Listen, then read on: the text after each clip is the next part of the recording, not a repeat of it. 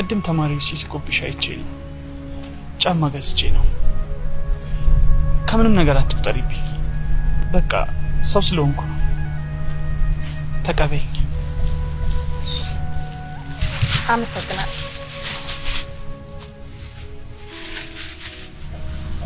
ምርጫሽን እንግዲህ አላውቀውም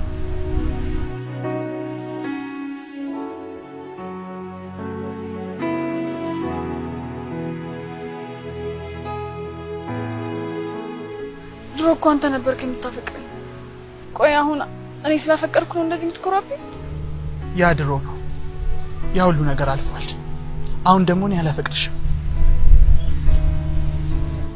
እኔ ግን አፈቅርሃለሁ ከዚህ እኔ በቃ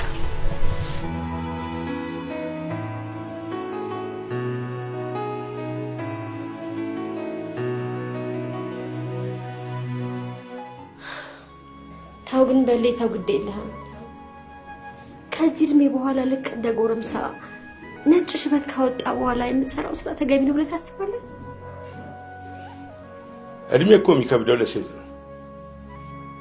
እኔ እንደሆነ እንቡጥ ከመሳሰሉ ሴቶች ጋር መዝናናት የምችል ሰው ነኝ።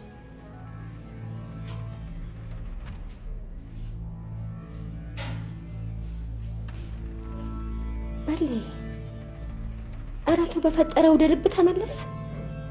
ትናንትና የነበርንበትን የተነሳንበትን አስታውስ። ትናንትና ፍቅራችንን አስታውስ በፈጠረ። ትናንትና በጣም ቆንጆ ነበርሽ፣ ውበትሽ ያጓጓ ነበር።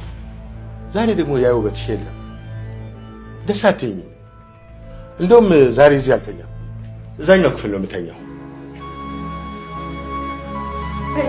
ታው ግን በኋላ የሚቆጭ ነገር አትስራተው።